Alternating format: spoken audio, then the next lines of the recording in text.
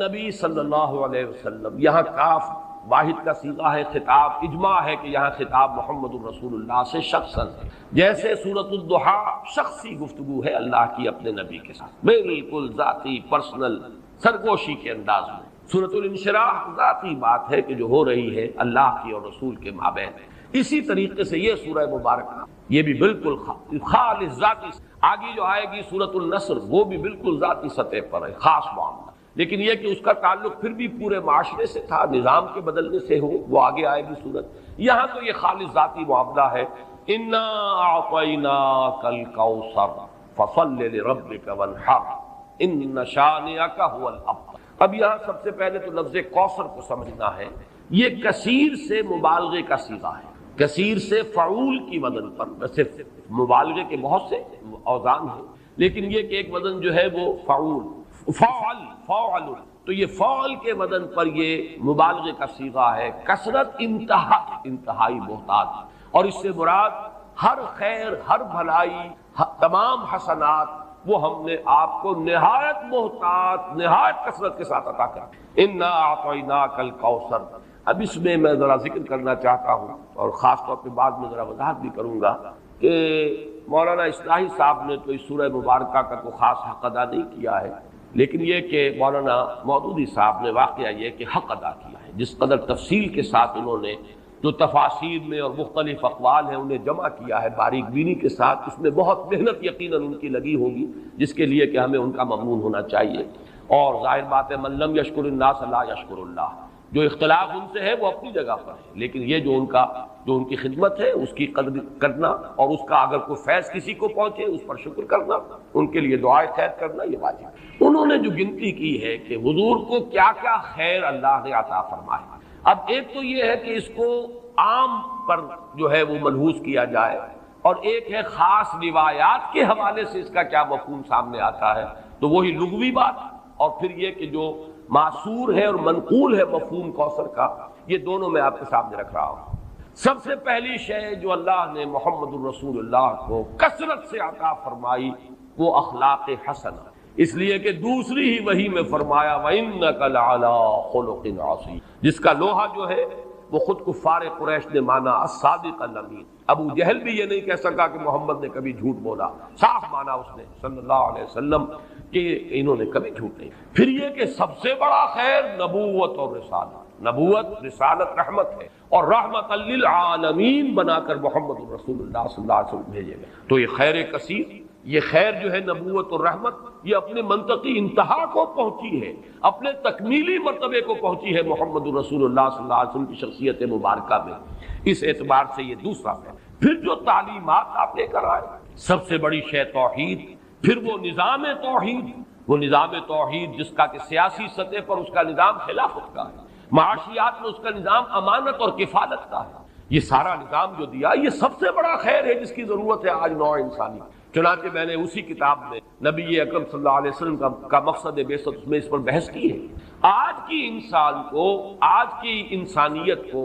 جو انفرادی اخلاق ہیں،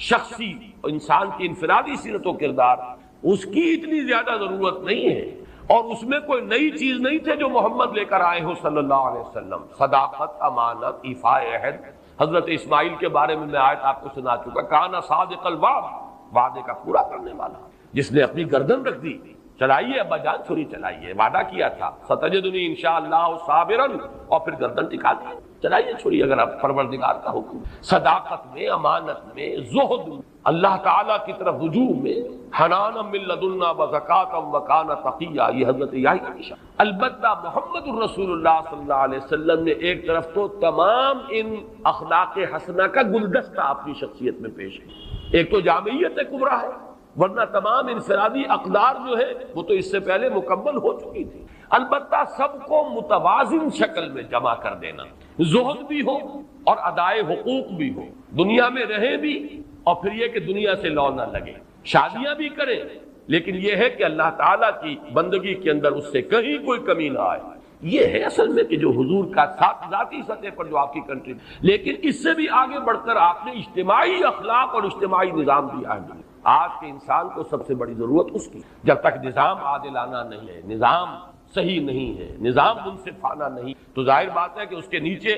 اگر ایک ظالمانہ نظام کے نیچے ایک بڑا نیک شخص زندگی گزار رہا ہے تو اس کی انفرادی نیکی اس ظالمانہ نظام کی تقویت کا سبب بن جائے. جیسا کہ میں نے ابھی ایک نقطہ بیان کیا تھا جناح ہال میں، تو سب لوگوں نے اس کو محسوس کیا، ایک دم چوک سے گئے. ظالمانہ نظام ہے، جاگیرداری اور سود خوری اور حرام خوری سے دولت کے انبار جمع کیے ہوئے ہیں. اس میں اگر آپ کوئی بڑا اچھا قانون بنا دیں، 12ویں ترمیم بھی لے آئے، اگر چوری کا ڈکیتی کا خاتمہ ہو جائے تو فائدہ کس کو پہنچے؟ ان دولت مندوں کی دولت محفوظ ہو گئی نا،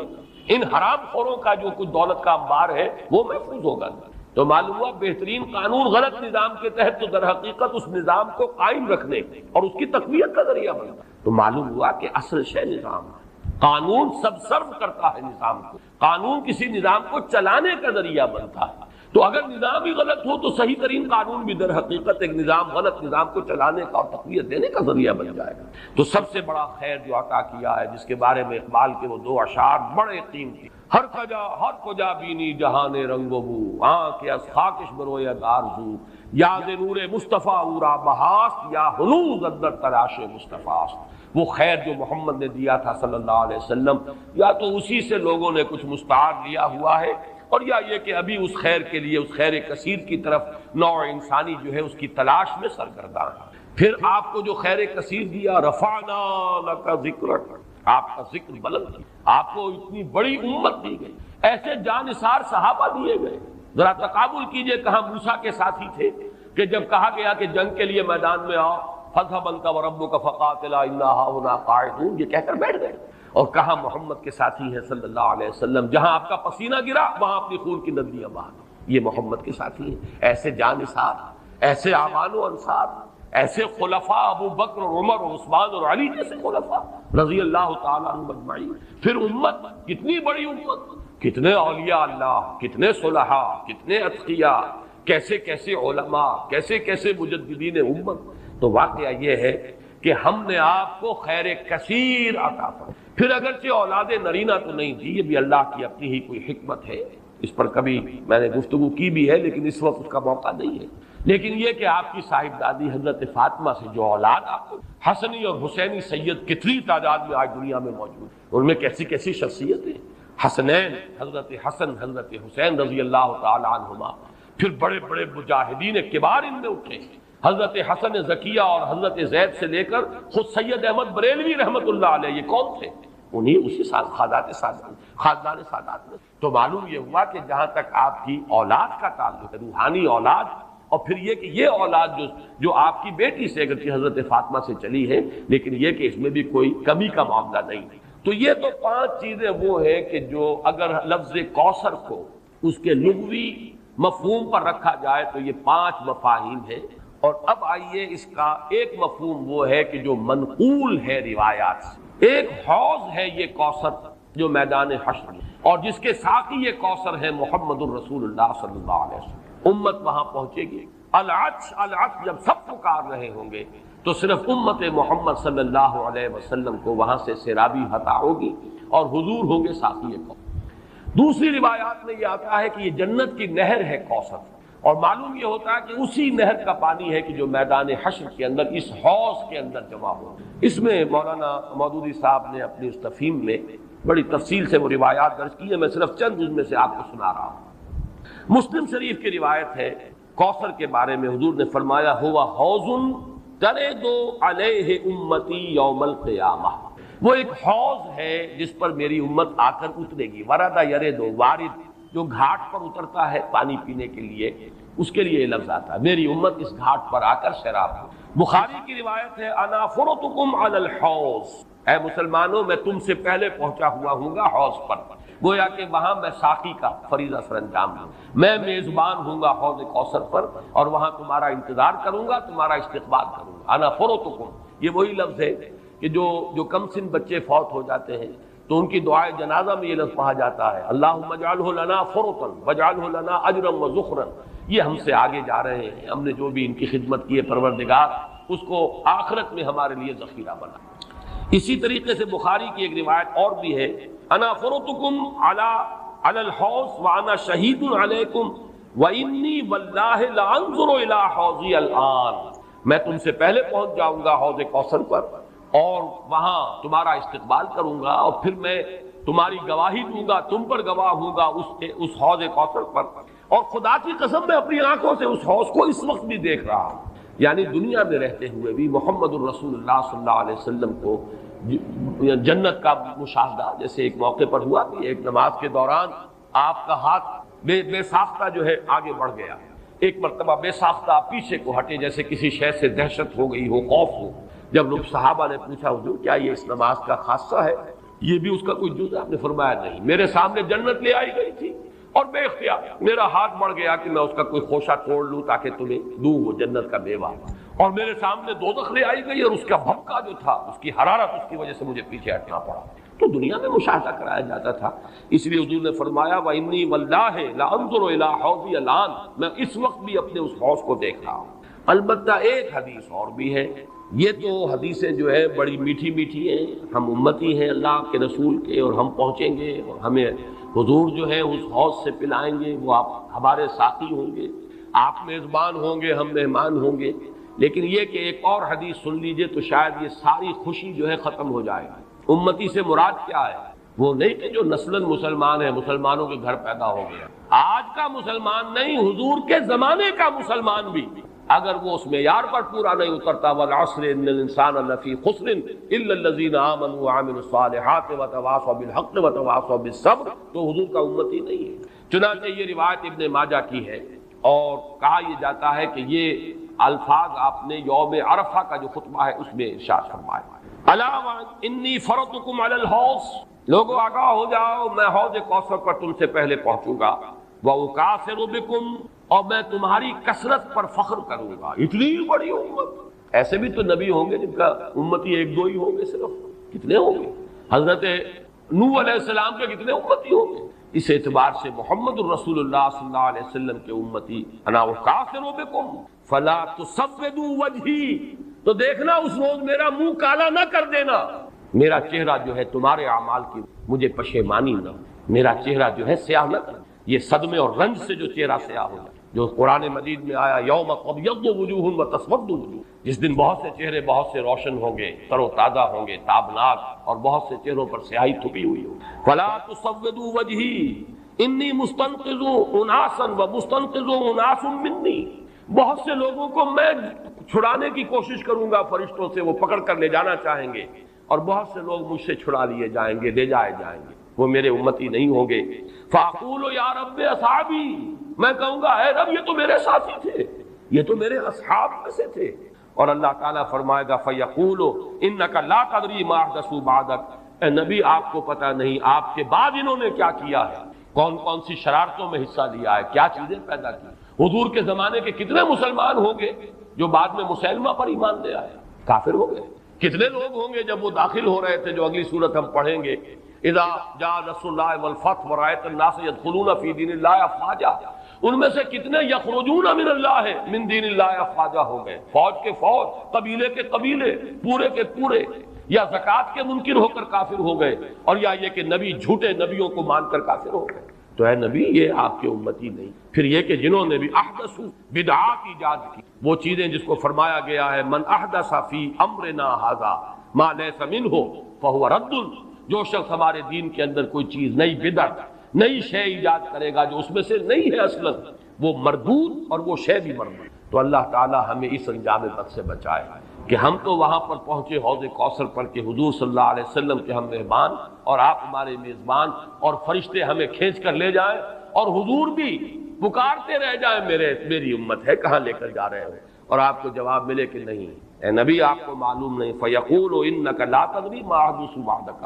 اے نبی آپ کو پتہ نہیں ہے آپ کے پیچھے کیا کرتے ہیں۔ اس سے ان لوگوں کے خیال کی بھی نفی ہو جانی چاہیے جو سمجھتے ہیں کہ ہر شے جو ہے بعد میں جو ہوئی ہے وہ حضور کے علم میں ہے، ورنہ تو یہ الفاظ کہتے ہیں آپ کو پتہ نہیں انہوں نے آپ کے بعد کیا کیا ہے۔ جو بھی اللہ بتاتا ہے، جو چیز پہنچانا چاہتا ہے پہنچتی ہے۔ جیسے آپ کی حیات دنیاوی کے دوران بھی جو اللہ علم دیتا تھا آپ کو علم ہو جاتا تھا، جو اللہ تعالیٰ کی طرف سے نہیں دیا گیا کہ اس معاملے میں آپ بشر ہیں، انسان ہیں، بات آپ کو معلوم نہیں۔ بعد میں بھی جو چیزیں اللہ اب بھی عالم برزخ میں محمد الرسول اللہ کا جو بھی مقام ہے، جو کچھ اللہ پیش کرتا ہے پہنچاتا ہے، پہنچتی ہے بات۔ لیکن جو اللہ نہیں پہنچاتا حضور کے پاس اپنا کوئی اختیار نہیں ہے کہ وہ ان تمام چیزوں کو جان لے. ورنہ یہ الفاظ جو ہے کہ آپ کو نہیں معلوم انک لا تدری ما احدثوا بعدک،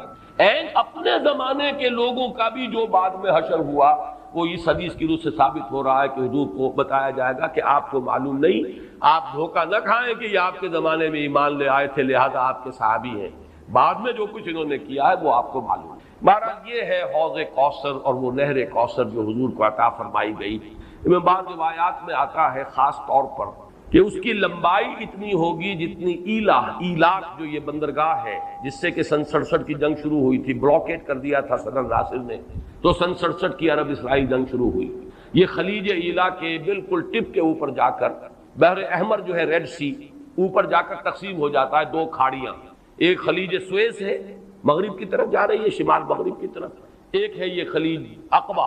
اور یہ ہے در حقیقت جو کہ شمال مشرق کی طرف جا رہی ہے. اس کے ٹپ پر یہ ایلا اور یہی وہ جگہ ہے جہاں پر کہ وہ یہود کا وہ قبیلہ آباد تھا جنہوں نے کہ شریعت کا مذاق اڑایا تھا اور پھر انہیں بندر بنا دیا. یہاں سے لے کر عدن تک یعنی کل بحیرہ احمر جو ہے ریڈ سی اس کی لمبائی اس حوض کی لمبائی ہو. اور فرمایا آپ نے کہ ایلا سے لے کر جحفہ تک یہ جدے اور رابی کے درمیان ایک بندرگاہ ہے، اتنی اس کی چوڑائی ہوگی تقریباً نصف. اس سے بعض لوگوں نے خیال کیا ہے کہ شاید یہ بحر احمر جو ہے اسی کو اس حوض کی شکل دے، اور اس لیے یہ چیز جڑتی ہے کہ بعض روایات سے معلوم ہوتا ہے میدان حشر در حقیقت یہی میدان عرفات ہے. ہر سال اسی کا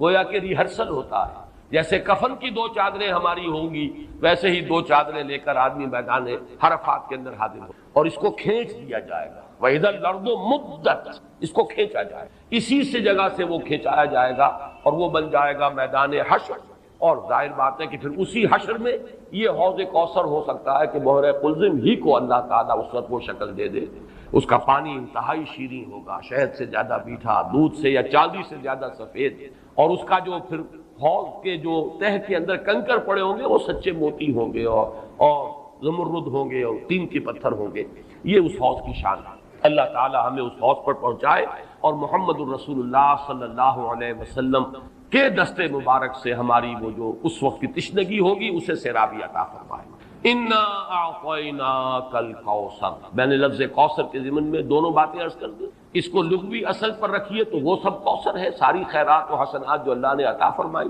اور ان روایات کی روح سے پھر یہ کوثر. مولانا فراہی رحمۃ اللہ علیہ نے یہ کہا ہے کہ یہ اصل میں خود بیت اللہ جو ہے یہی کوثر ہے. اس کے گرد جو ہے پیاسے جمع ہوتے ہیں، حاجی طواف کرتے ہیں. بہرحال یہ بھی ایک وجدانی قسم کی تعبیر ہے اور اس کے اندر بھی کوئی غلط بات نہیں ہو سکتی، اس لیے کہ جب میدان حشر عرفات ہی کو کھینچ کر بنایا جائے گا تو یہ جو کالے پتھروں کا گھر جو ہے اس کی بھی اصل شان اس وقت ظاہر ہوگی. یہ بھی تو زمین پر بیت المعمور کی اصل میں علامت جو ساتویں آسمان پر والبیت المعمور، وہ بیت المعمور کی کا یہ سمبل ہے اس زمین کے اوپر جو مادی شکل میں ہمارے سامنے موجود ہے. تو اس تعبیر میں بھی کوئی بات حرج والی نہیں. انا اعطیناک الکوثر فصل لربک وانحر، بس اے نبی اللہ علیہ وسلم آپ اپنے رب کے لیے نماز پڑھیں. اب ذرا دیکھیے کہ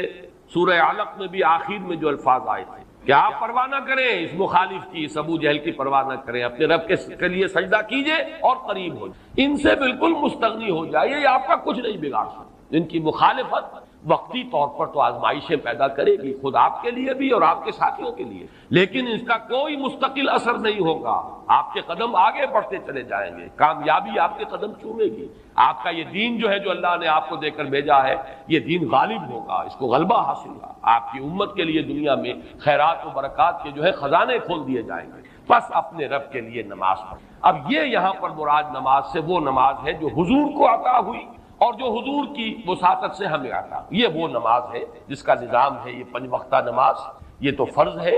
اور 3 اوقات اور ہیں جن میں نوافل ہیں. پھر ہر فرض نماز کے ساتھ بھی فرضوں کے ساتھ اس کے رواتب جن کو کہا جاتا ہے. یہ نظام ہر نماز کی رکعت کی ایک ترتیب ہے، اس کے ارکان ہیں، یہ تمام اس کے اوقات ہیں، ان کی پابندی، اس کے قوانین، قواعد و ضوابط کا پورا لحاظ رکھتے ہوئے یہ ہے فصل لربک، اپنے رب کے لیے نماز پڑھیے، وانحر، اور اونٹ جو ہے نہر کیجئے، اللہ کی راہ میں قربانی کرتے رہے. اس دونوں الفاظ کو جوڑ کر ایک نتیجہ نکالا ہے بعض حضرات نے کہ اس سے مراد خاص طور پر بقرعید کی نماز اور اس کے بعد جو نہر کیا جاتا ہے آ کر قربانی دی جاتی ہے، تو یہ اس سے مراد ہے۔ لیکن یہ بھی میں سمجھتا ہوں کہ صرف ایک ذوقی سی بات ہے، ورنہ جو پس منظر ہے بالکل ابتدائی زمانے کی یہ صورتیں ہیں۔ اس وقت نہ بقرعید تھی، البتہ یہ چیزیں موجود تھیں، نماز آپ کو دے دی گئی اسی وقت، اور ظاہر بات ہے کہ جب تک آپ مکے میں رہے یقیناً آپ ہر سال حج کرتے رہے۔ کیسے ممکن ہے کہ آپ حج نہ کریں جب اسی کعبے کا طواف کر رہے تھے جس میں 360 بت تھے، وہیں کھڑے ہو کر نماز پڑھتے تھے اور سجدہ کرتے تھے جہاں دائیں بائیں بت رکھے تھے۔ تو حج کے معاملے میں تو ایسی کوئی شے تھی بھی نہیں۔ مینا میں جانا ہے، عرفات میں جانا ہے، مزدلفہ میں،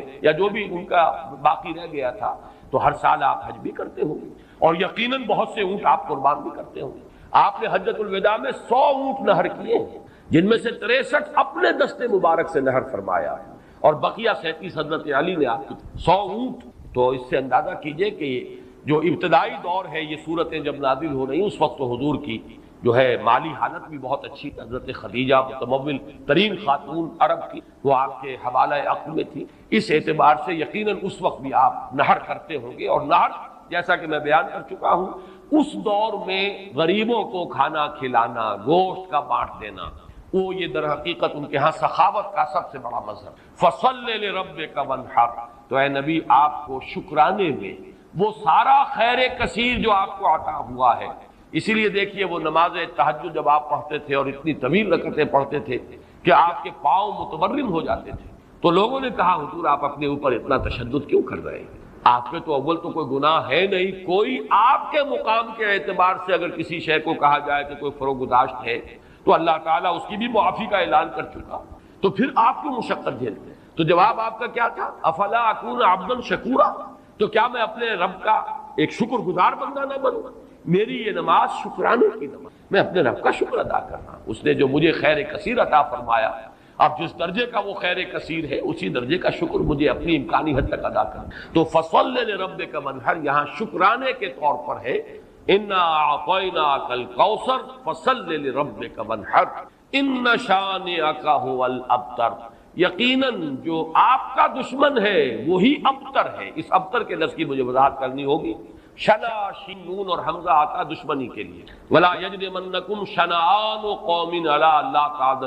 تعدلوا اعدلوا هو اقرب للتقویٰ، کسی دشمنی کسی قوم کی تمہیں آمادہ نہ کر دے کہ تم عدل سے راستہ جو ہے اپنا بدل لو اور دستکش ہو جاؤ، عدل پر رہو، چاہے تمہارا دشمن ہے اس کے ساتھ بھی۔ تو یہ شانی یہ ہے، اس کے معنی دشمن، ان شانیہ کا ہو الابتر، یقیناً آپ کا دشمن ہی ابتر ہے۔ ابتر کے معنی کیا ہے؟ با تا را کا مادہ آتا ہے بطن، کسی شے سے کٹ جانا، خاص طور پر ایک درخت ہے، اس کی شاخ کٹ گئی، علیحدہ ہو گئی، شاخ مریدہ، ظاہر بات ہے اب اس کے لیے زندگی نہیں ہے، جب تک درخت سے جڑی ہوئی تھی اس کے لیے تر و تازگی تھی، وہ بڑھے گی، اس پر پھل بھی آتا اگر وہ آم کا درخت تھا، اب جب کٹ گئی تو اب وہ سوکھے گی، ختم ہو جائے گی، اس کے لیے کوئی تر و تازگی نہیں ہے، اس کا کوئی شاندار مستقبل نہیں۔ تو یہ کسی شے سے کٹ جانا، اسی معنی میں قوم سے کٹ جانا، علیحدہ ہو جانا، تنہا رہ جانا، لا تجعلنی فردن، مجھے اکیلا نہ بنا دے، تو یہ جو آتا ہے کہ میں اکیلا نہ رہ جاؤں، اس کے لیے بھی یہ لفظ آتا ہے۔ اور پھر جس کا ذکر یا جس کا سلسلہ منقطع ہو جائے، جس کے ہاں اولاد نہ ہو، اب نام اس کا کہاں رہے گا، ختم ہو جائے گا، اولاد نہیں ہے وہ بھی ابتر ہے، گویا کہ اس کا ذکر باقی رکھنے والا کوئی نہیں رہا، اس کا نام نہیں رہے گا دنیا میں، اس لیے کہ اولاد نہیں، خاص طور پر اولاد نرینہ۔ اسی طریقے سے جس جانور کی، جس چوپائے کی دم کٹی ہوئی ہے اسے ابتر کہتے ہیں، دم کٹا، اس لیے کہ یہاں بھی کوئی شے کٹی ہوئی ہے اس کے جسم سے۔ تو یہ مختلف الفاظ ہیں، یہ معنی ہے اس لفظ کے ابتر۔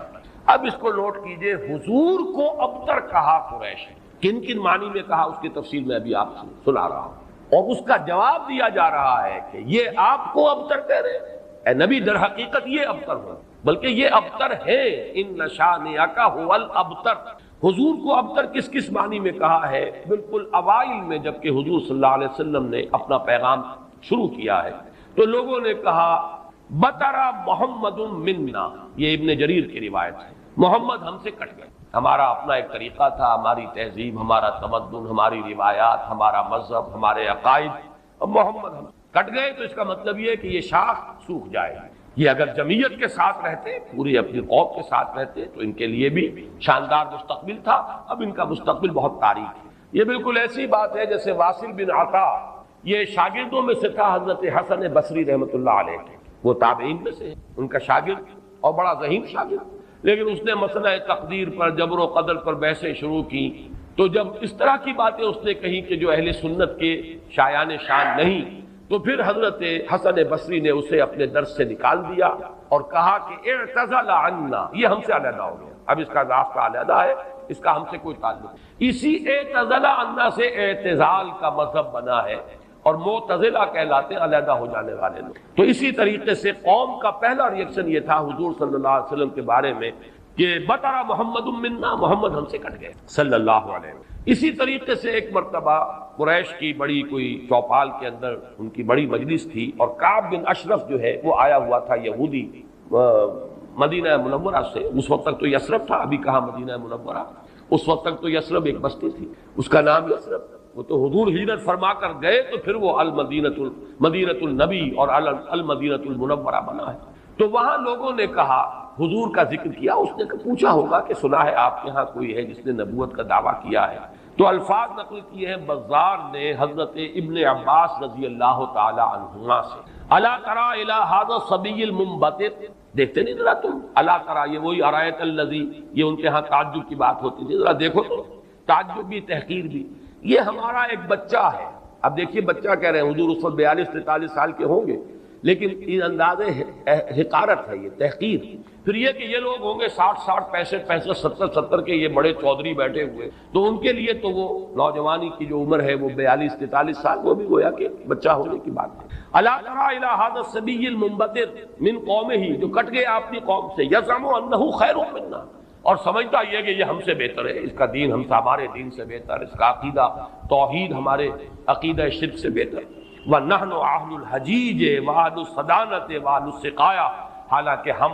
حاجیوں کا بندوبست کرنے والی قوم ہے، ان کی میزبانی کرتے ہیں، انہیں پانی پلاتے ہیں۔ یہ جب الفاظ میں پڑھ رہا تھا آج تو مجھے وہ آیت یاد آئی سورہ توبہ کی، اجعلتم سقایۃ الحاج وعمارۃ المسجد الحرام کمن آمن باللہ والیوم الآخر وجاہد فی سبیل اللہ، اللہ پر ایمان لانا، یوم آخر پر ایمان لانا اور جہاد کرنا، یہ ہے اصل اعمال۔ یہ حاجیوں کی کوئی خدمت کر لی، پانی پلا دیا، تم نے اس کو بڑی اونچی نیکی سمجھا ہوا ہے۔ تو یہ بھی منبتر اس شخص کو کہیں گے جو کٹ گیا اپنی قوم سے۔ سب سے زیادہ تلخ انداز میں جو بات کہی گئی حضور کے بارے میں، اور ابتر کا لفظ آپ کے بارے میں استعمال ہوا، اور یہ سمجھیے کہ یہ بھی دنات اور پستی کی انتہا تھی۔ حضور کے دوسرے صاحبزادے حضرت عبداللہ کا جب انتقال ہوا، یہ ذرا نافلہ تعلق کے درجے میں نوٹ کر لیجئے کہ حضور کی صاحبزادیاں اور آپ کو 2 بیٹے، 4 بیٹیاں اللہ نے حضرت خدیجہ کے بطن سے عطا فرمائی۔ آپ کی کسی اور زوجہ سے اولاد نہیں، صرف ایک کنیز ماریا قبطیہ کے بطن سے حضرت ابراہیم، اور وہ مدنی دور کا آخری زمانہ ہے جبکہ آپ کو وہ اللہ نے بیٹا عطا فرمایا، وہ بھی کم سنی ہی کے اندر فوت ہو حضرت ابراہیم۔ تو یہ جو ترتیب ہے حضور کی اولاد میں، سب سے بڑے تھے قاسم، اسی لیے ابو القاسم آپ کی کنیت، اس کے بعد حضرت زینب، اس کے بعد عبداللہ، حضرت عبداللہ حضور کے دوسرے بیٹے، اور پھر 3 بیٹیاں ام کلثوم اور فاطمہ اور رقیہ رضی اللہ تعالی عنہم وعنہن، ان سب سے اللہ تعالی راضی ہو۔ یہ آپ کی اولاد ہے۔ پہلے قاسم فوت ہو گئے تو چلیے ایک بیٹا عبداللہ ابھی آپ کے پاس تھا، جس رات ان کا بھی انتقال ہو گیا اس کے بعد چرچا ہوا محمد ابتر ہو گئے۔ چنانچہ سب سے زیادہ کمینگی کا مظاہرہ جو ہے ابو لہب نے کیا، پڑوسی تھا حضور کا۔ اب بھی آپ جہاں جاتے ہیں تو حضور کا گھر اور اس کے ساتھ ہی وہ ابو لہب کا گھر جو ہے، اس کے اب تو نشان باقی رہ گئے، صرف باقی اب سب ختم ہوا، بڑے بڑے محل بن گئے ہیں ان کے آس پاس، بڑی عمارتیں بن گئی ہیں۔ ابو لہب دوڑا گیا ہے اسی شب، ادھر انتقال ہوا ہے عبداللہ کا، اور وہ دوڑا ہوا گیا، اس نے جا کے خوشخبری دی، بطر محمد اللیلہ،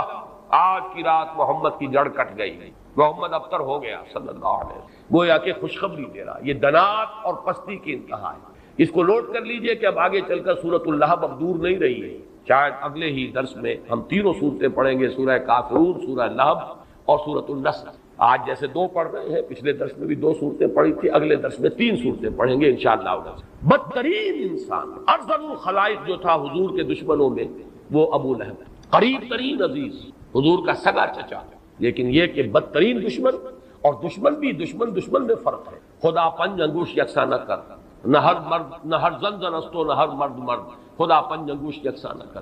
آپ کے موافقین اور مومنین بھی برابر نہیں تھے، کہاں حضرت ابو بکر رضی اللہ تعالی عنہ، کہاں اس دور کے کوئی عام صحابی، پھر آپ کے دشمن بھی برابر نہیں تھے۔ تو بدترین دشمن یہ ابو لہب ہے، اور اندازہ کیجئے اس کی دنات کا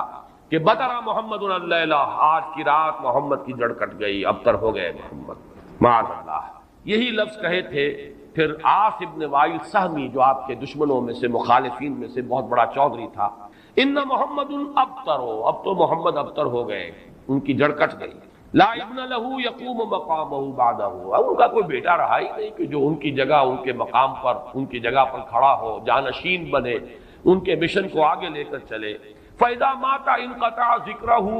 جب محمد اب فوت ہو جائیں گے تو ان کا ذکر بھی منقطع ہو جائے۔ یہ وہ ابتر کا مفہوم جس کا کہ تقابل ہم کریں گے، اِنَّا وَرَفَعْنَا لَكَ ذِكْرَكَ، وہ کہہ رہے تھے کہ ذکر منقطع ہو جائے گا، اور سورۃ الانشراح میں اللہ کی طرف سے نوید آئی، وَرَفَعْنَا لَكَ ذِكْرَكَ، ہم نے تو آپ کا ذکر بہت بلند کر دیا۔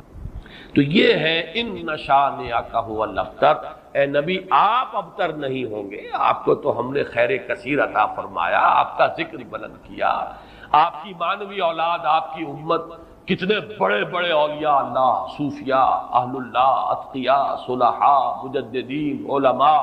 جن کے بارے میں علماء امتی کا انبیاء بنی اسرائیل، وہ سب آپ کی مانوی اولاد۔ پھر آپ کی صاحب دادی حضرت فاطمہ سے جو اولاد چلے گی، اس کا جو مقام و مرتبہ دنیا میں ہوگا، تو آپ ابتر نہیں ہیں، معاذ اللہ۔ جیسے سورہ نون کے شروع میں فرمایا، نون والقلم وما یسطرون ما انت بنعمت ربک بمجنون، اور اسی دنوں کے بعد دیکھ لیں گے کہ کون مجنون تھا، محمد مجنون تھے معاذ اللہ، یا ابو جہل مجنون تھا اور پاگل ہو گیا تھا، اس کی مت ماری گئی تھی۔ فَسَتَنظُرُ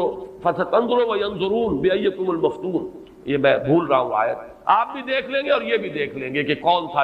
جو کہ بچل گیا تھا اور جس کی مت ماری گئی تھی۔ اسی طرح یہاں فرمایا ان شانئک ھو الابتر۔ درس تو مکمل ہوا، اب ذرا بعض ضمیمیں ہیں، ان کو چونکہ آئندہ کے درس سے بھی تعلق ہے، اور جیسے میں نے مولانا فراہی رحمۃ اللہ علیہ کے بارے میں اپنے پچھلے درس میں کچھ عرض کیا تھا کہ اگرچہ ان کا بہت اونچا مقام ہے میری نگاہ میں، لیکن وہ سائنٹیفک ریشنلزم سر سید کی صحبت کی وجہ سے اور ان کے زیر اثر آنے کی وجہ سے کسی نہ کسی درجے میں متاثر ہو گئے تھے، جو سورہ فیل میں انہوں نے تمام جو مفسرین اور تمام معصور جو تفسیر ہے اس کو چھوڑ کر ایک علیحدہ رائے اختیار کی۔ اسی طرح چند باتیں آج میں عرض کرنا چاہتا ہوں۔ ایک تو یہ جو صورتیں اس وقت ہم پڑھ رہے ہیں، ان میں سے تقریباً تمام صورتوں کے بارے میں مکی اور مدنی ہونے کا اختلاف موجود ہے، حالانکہ اکثر و بیشتر کے نزدیک، اجماع امت اور اجماع مفسرین کے نزدیک، یہ ساری صورتیں جو ابھی تک ہم نے پڑھی ہیں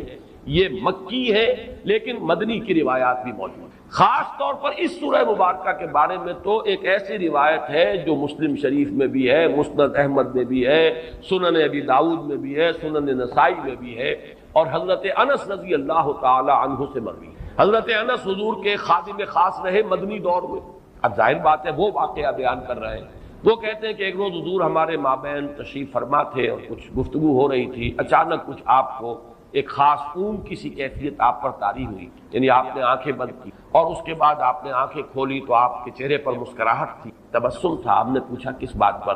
آپ نے فرمایا کہ مجھ پر سورت نازل ہوئی ہے، اور پھر بسم اللہ پڑھ کر آپ نے انا اعطیناک الکوثر فصل لربک وانحر ان شانئک ھو الابتر، یہ سورہ مبارکہ سنی۔ اب یہ روایت اتنی قوی ہے کہ اس کی بنا پر کچھ حضرات کی رائے ہے، اکرمہ اور مجاہد اور قتادہ، اور اس کو امام مسلم نے بھی تسلیم کیا، اور الاتقان میں امام سیوطی نے بھی اسے مدنی صورت قرار دیا، جبکہ حضرت ابن مردویہ سے یہ مروی ہے کہ ابن عباس، عائشہ اور ابن زبیر رضی اللہ تعالی عنہم یہ سب کے سب اسے مکی قرار دیا، اور جمہور مفسرین نے اسے مکی قرار دیا۔ میں نے خاص طور پر آج بات اس لیے بیان کی ہے کہ ان چھوٹی صورتوں کے بارے میں اکثر و بیشتر کے بارے میں اختلاف ہے، نمبر ایک۔ نمبر دو یہ کہ اصل میں اس میں جو تعویل ہو جاتی ہے، اور بہت سی صورتوں کے بارے میں کہا گیا یہ 2 دفعہ نازل ہوئی، سورہ اخلاص مکے میں بھی نازل ہوئی، مدینے میں بھی نازل ہوئی، فلاں سورت مکے میں بھی نازل ہوئی، مدینے میں بھی نازل ہوئی۔ یہ دو دفعہ کے نزول کا مطلب کیا ہے؟ ہوتا یہ تھا کہ قرآن مجید ظاہر بات ہے کہ اس طریقے سے مصحف کی شکل میں تو موجود تھا ہی نہیں، کسی کچھ صورتیں یاد ہیں، کسی کو کچھ صورتیں یاد ہیں، ابھی پورا قرآن نازل بھی نہیں ہوا، یہ تو یوں سمجھیے کہ مدنی کے دور کے بھی انتہا پر جا کر پورا قرآن بنے گا، تو وہ اتنا چرچا نہیں تھا لوگوں کے مابین، اور وہ صورتیں کہ جو مکی دور میں نازل ہوئی تھی، جب وہ حالات و واقعات ایسے ہوتے تھے مدنی دور میں بھی کہ جن پر ان صورتوں کے مضامین کا انطباق ہوتا تھا، تو حضور اس وقت جب پڑھتے تھے تو لوگ یہ سمجھتے تھے یہ ابھی نازل ہوئی، حالانکہ وہ اصل میں مکے کے دور میں نازل ہو چکی۔ لیکن یہ کہ جیسے کہ انطباق ایسا ہو جاتا ہے، وہ واقعہ بہت ہی مشہور ہے کہ سورہ آل عمران میں وہ آیت موجود ہے، وَمَا مُحَمَّدٌ إِلَّا رَسُولٌ قَدْ خَلَتْ مِن قَبْلِهِ الرُّسُلُ أَفَإِن مَاتَ أَوْ قُتِلَ انقلبتم عَلَىٰ أَعْقَابِكُمْ۔ لیکن جب حضور کا انتقال ہوا ہے اور حضرت عمر پر ایک جذباتی کیفیت طاری ہوئی اور تلوار کھینچ کر آپ بیٹھ گئے کہ جو کہے گا کہ محمد کا انتقال ہو گیا اس کی گردن اڑا دوں گا، پھر حضرت ابو بکر آئے، سیدھے گئے حجرہ عائشہ میں۔ حضرت عائشہ ان کی اپنی صاحبزادی ہے، وہاں تو کوئی حجاب نہیں، پردہ نہیں، حضور کا جسد مبارک وہاں تھا اور چادر پڑی ہوئی تھی اوپر، چادر ہٹائی ماتھے پیشانی پر، پیشانی مبارک پر بوسہ دیا۔ آپ نے وہاں الفاظ بھی کہے کہ اللہ آپ پر دو موتیں جمع نہیں کہے گا، بس یہ موت تھی جو آ گئی، اب تو حیات ہی حیات اور حیات طیبہ ہے۔ باہر آ کر اب آپ نے خطبہ دیا،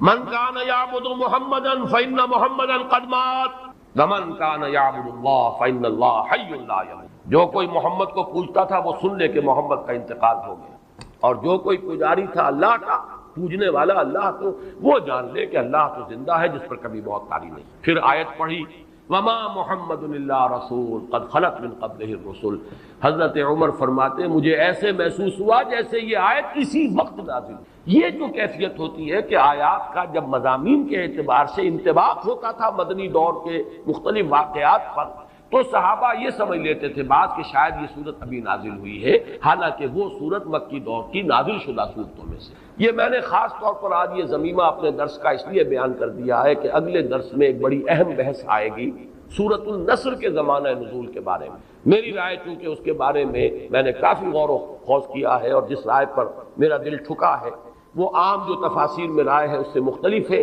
اس لیے میں نے یہ پورا مضمون آج تمہیداً بیان کر دیا کہ خود اس سورہ مبارکہ کے بارے میں مسند احمد ابن حنبل، صحیح مسلم اور سنن ابی داؤد اور سنن نسائی کی روایت کے برعکس جمہور مفسرین نے، ان کے نزدیک اس روایت کی روح سے یہ مدنی ہے، لیکن جمہور مفسرین نے اس کو مکی قرار دیا۔ تو گویا کہ اس میں رائے قائم کرنے کا موقع ہے، امکان ہے، اور انسان جو ہے مضمون کی دلالت کے اعتبار سے مضمون کیا ہے صورت کا کوئی نہ کوئی رائے قائم کر سکتا۔ اب دوسری بات میں عرض کر رہا ہوں، آج میں نے تذکرہ کیا تھا اور وہ میں نے جیسے کہ پچھلی مرتبہ عرض کیا تھا، اب یہ مصحف کا درس، قرآن مجید کا درس مسلسل اب ختم ہوا چاہتا ہے۔ میں سمجھتا ہوں کہ 2 نہیں تو میکسیمم 3 نشستوں میں ہم پہنچ جائیں گے اختتام تک۔ تو چند باتیں میں اپنے اس درس میں ریکارڈ کرا رہا ہوں تاکہ کچھ پتہ نہیں دوبارہ پھر یہ کہیں درس جو ہے شروع ہو تو زندگی میں کتنی مہلت ملے، کہاں تک میں پہنچ پاؤں۔ تو چند باتیں جو ہیں وہ افادہ عام کے لیے میں چاہتا ہوں کہ ابھی وہ نوٹ ہو جائیں، رجسٹرڈ ہو جائیں اور وہ ریکارڈ ہو جائیں۔ اور چونکہ میں نے اپنی 4 سورسز قرار دی، علامہ اقبال، ڈاکٹر رفیع الدین ایک سورس ہے، لیکن وہ کوئی مفسرین میں سے ہے ہی نہیں، ایک فکر ہے، ان کا سوچ ہے، تعبیر کی ہے انہوں نے۔ علامہ اقبال کو میں اس دور کا سب سے بڑا ترجمان القرآن مانتا ہوں۔ عظمت قرآن کا جتنا انکشاف اس شخص پر ہوا میرے نزدیک کسی دوسرے شخص پر نہیں۔ یہ میرا وہ قول ہے جس کو میں کھلم کھلا کہتا ہوں، بغیر بلا خوف تردید کہتا ہوں، لیکن بہرحال مفسر نہیں، میں نہ عارف، نہ مجدد، نہ محدث، نہ فقیہ۔ اور دوسرا جو ہے وہ شیخین، شیخ الہند، شیخ الاسلام۔ شیخ الہند مولانا محمود حسن کا ترجمہ اور شیخ الاسلام مولانا شبیر احمد عثمانی کے حواشی۔ یہ عروۃ الوثقیٰ ہے جس کو میں نے مضبوطی سے تھاما ہے۔ سلف کے ساتھ میرا رشتہ اس حدیث اور اس ترجمے اور تفسیر کے حوالے سے قائم ہے، اسلاف کے ساتھ میں جڑا ہوا ہوں، یہ العروۃ الوثقیٰ اس کی وضاحت میں کر چکا۔ لیکن استفادہ زیادہ جو میں نے کیا ہے وہ دوسرے 2 شعبے ہیں،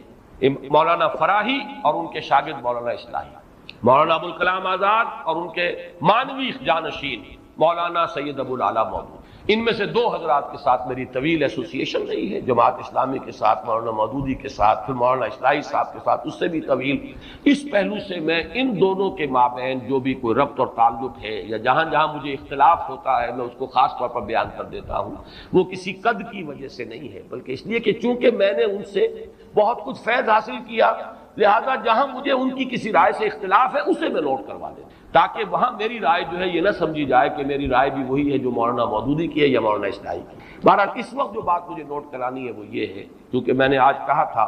کہ تفسیر سورہ کوثر کا جب میں نے تقابلی مطالعہ کیا مولانا اصلاحی صاحب نے تو کچھ بھی نہیں لکھا، اور کوئی اس پر محنت نہیں، کوئی حق ادا نہیں۔ مولانا فرائی کی کچھ چیزیں نقل کی، جیسے سورہ فیل میں نقل کی ہیں، اسی طریقے سے سورہ کوثر میں نقل کر دی، لیکن یہ کہ مولانا مودودی نے تفہیم میں واقعہ یہ کہ حق ہے، بڑی محنت ساری معلومات جمع کر۔ البتہ ان دونوں میں جو ایک فرق و تفاوت ہے اس کے اعتبار سے دو پوائنٹ نوٹ کر لیں۔ مجھ سے بہت سے لوگ مشورہ مانگتے ہیں کہ آپ کون سی تفسیر ریکمنڈ کرتے ہیں، تو میں ہمیشہ یہ کہا کرتا ہوں کہ مولانا مودودی کی تفہیم اگر صرف آپ پڑھتے ہیں تو حواشی جو ہے شیخ الہند کے اور شیخ الاسلام کا ترجمہ اور حواشی وہ ضرور شامل ہے۔ تدبر قرآن پڑھتے ہیں تو اس کے ساتھ بھی اس کو ضرور شامل کیجیے۔ اس کی کیا وجہ ہے؟ یہ دونوں تفسیریں چاہے تفہیم القرآن ہو چاہے تدبر قرآن ہو، دین کا جو باطنی پہلو، تصوف کی جو چاشنی ہے، اس سے یہ دونوں تفسیریں بالکل خالی ہیں، قائل ہی نہیں۔ جب قائل نہیں تو ادھر ان کی توجہ نہیں ہوئی، ان حقائق پر نگاہ نہیں گئی۔